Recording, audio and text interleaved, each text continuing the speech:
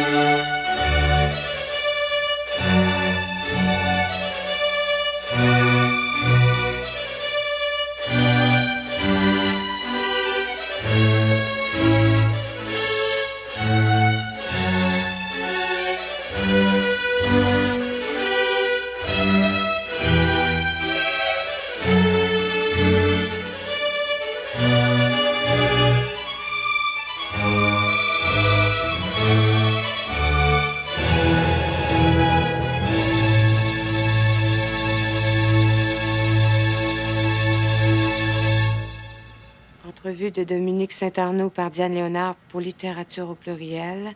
Fin d'identification. Dominique Saint-Arnaud, directrice du département d'histoire de l'université, vous venez de publier aux presses universitaires un livre que vous intitulez « Variance de l'idée du bonheur ». Pourriez-vous nous en parler un peu? Oui, c'est un livre qui part de l'hypothèse que la notion de bonheur personnel s'amplifie dans le champ littéraire en même temps que diminue le rayonnement d'une nation, d'une civilisation. Et qu'entendez-vous par bonheur personnel? Bien, disons, l'idée de recevoir de sa vie quotidienne des gratifications immédiates et que la mesure de ces gratifications constitue le paramètre normatif du vécu. Pourriez-vous donner un exemple précis pour nos auditeurs? Bien, par exemple, le mariage. Dans les sociétés stables, le mariage est un mode d'échange économique ou politique ou encore une unité de production. Ce qui veut dire? Ce qui veut dire qu'un mariage réussi n'a rien à voir avec le bonheur personnel des deux individus mariés ensemble. À la limite, la question ne se pose même pas. Comme si une société en développement se préoccupait davantage du bien collectif ou d'un bonheur hypothétique futur, plutôt que de satisfaction individuelle immédiate. Dans la littérature romaine, par exemple, la notion d'amour conjugal commence à proliférer sous Dioclétien au IIIe siècle, au moment où la structure de l'Empire s'effondre.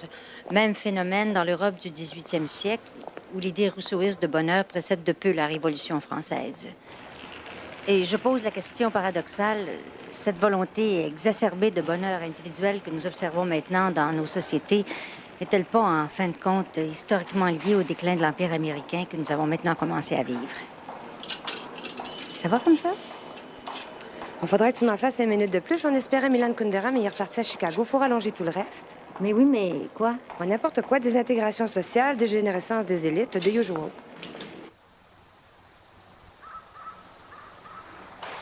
Le plus drôle dans le livre de Dominique, finalement, c'est qu'il est presque jamais question des femmes. C'était pas son sujet. Mais quand même, faut faire exprès pour passer à côté. Je suis pas sûr qu'elle ait eu envie de poser l'équation du pouvoir féminin et de la décomposition sociale. Non, mais ce que je veux dire, c'est que l'accession des femmes au pouvoir a toujours été liée au déclin. Tu sais ça aussi bien que moi, c'est presque un symptôme.